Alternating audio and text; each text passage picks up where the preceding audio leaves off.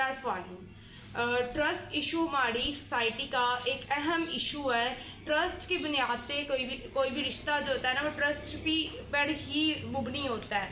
अगर किसी रिश्ते में ट्रस्ट नहीं होता ना, तो वो बहुत ज़्यादा खोखला रिश्ता होता है। उसकी जो सस्टेनेबिलिटी होती है ना, वो भी बहुत कम होती है। तो किसी भी रिश्ते की जो बुनियाद है वो ट्रस्ट पर ही होती है। अगर तो किसी रिश्ते में ट्रस्ट बहुत ज़्यादा है ना, तो उसकी सस्टेनेबिलिटी के चांसेस भी बहुत ज़्यादा है। वो रिश्ता लॉन्ग लास्टिंग रहता है। एक दूसरे पे एतमाद होने की वजह से, भरोसा होने की वजह से आप एक दूसरे से अपनी फीलिंग्स अच्छे तरीके से शेयर कर सकते हो। आप ओपनली किसी के साथ कम्युनिकेट कर सकते हो। आप इजीली अपनी जो है वो बातों को दूसरे के साथ शेयर कर सकते हो।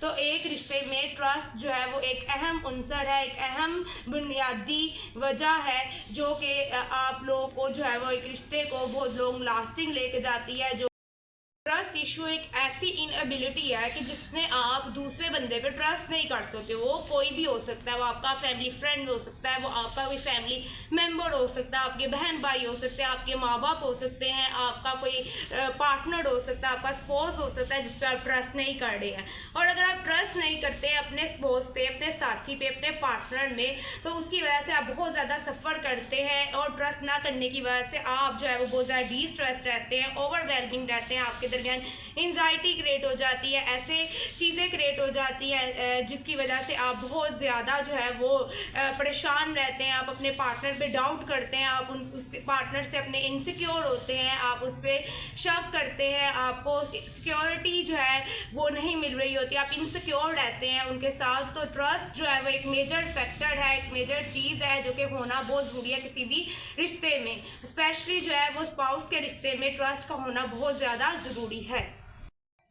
बात का ये भी होता है कि आपका पार्टनर आप पे ट्रस्ट नहीं करता है या आप अपने पार्टनर पे ट्रस्ट नहीं करते। दोनों सिचुएशन आपके लिए बहुत ज़्यादा जो है वो ओवरवेलमिंग होती है, डिस्ट्रेसिंग होती है, आपके अंदर इंसाइटी को क्रिएट कर रही होती है। आप बहुत ज़्यादा चाह रहे होते हैं, अगर आपका पार्टनर आप पे ट्रस्ट नहीं करता, आप चाह रहे होते हैं कि रिश्ता बच जाए। इसमें जो है वो ट्रस्ट की इशू की वजह से कि ये रिश्ता जो है वो ख़त्म ही ना हो जाए, आप उसको प्रोटेक्ट करने में लगे रहते हैं।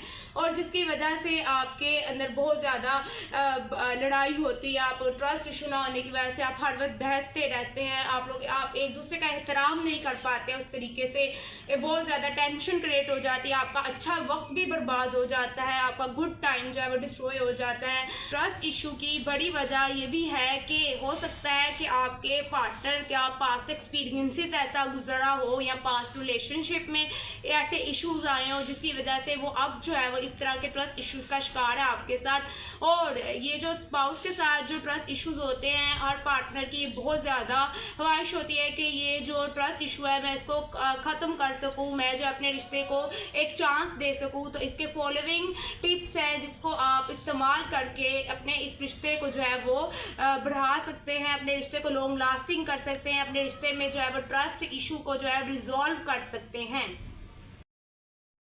सबसे पहली टिप तो ये है कि आप अपने पार्टनर के साथ जो है वो एहतराम करें, अपने पार्टनर का एहतराम करें और एक दूसरे के एहतराम पे कोई कॉम्प्रोमाइज़ ना करें, कोई समझौता ना करें, एक दूसरे की इज्जत करें। और इसके अलावा ये है कि आप जो है अपने पार्टनर के साथ ओपनली कम्युनिकेट करें, जो आपकी फीलिंग्स है आप उसको होनेस्टली उसके साथ कम्युनिकेट करें। एक दूसरे के साथ आप ईमानदारी के साथ रहें, एक दूसरे की रिस्पेक्ट करें, एक दूसरे की अगर किसी भी स्पाउस में से अगर बीवी की कोई गलती हो जाती है तो शोहर उसको दरगुजर करे, माफ़ कर दे। अगर तो शोहर से गलती हो जाती है तो बीवी उसको दरगुजर करे, समझौता करे, कॉम्प्रोमाइज़ करे, अपने रिश्ते को चांस दे, अपने रिश्ते में जो है वो कोताहियों को जो है वो माफ़ करना सीखे।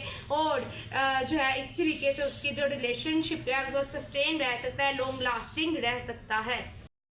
अपने साथी को जो है वो हकीर ना समझे, मामूली ना समझे और एक दूसरे के साथ जो है वो ईमानदारी के साथ रहें। एक दूसरे की जो फीलिंग्स होती है, एक दूसरे की जो अगर राय है, डिसीजन है, उसका रिस्पेक्ट करें। बाज़ ऐसा भी होता है कि आपका जो पार्टनर है वो कोई ऐसी बात कर देता है जिससे आप मुत्तफिक नहीं होते हैं, जिससे आप जो है वो इत्तेफाक नहीं रखते।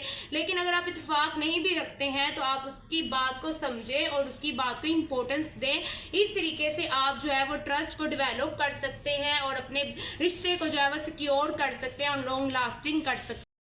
आज की वीडियो में हमने ये देखा कि किस तरीके से हम अपने रिश्ते में, रिलेशनशिप में ट्रस्ट को डेवलप कर सकते हैं, कैसे हम ट्रस्ट इशू से डील कर सकते हैं और अपने जो रिलेशनशिप है उसमें ट्रस्ट को डेवलप कर सकते हैं, कैसे ट्रस्ट इश्यूज जो है उसको हल किया जा सकता है।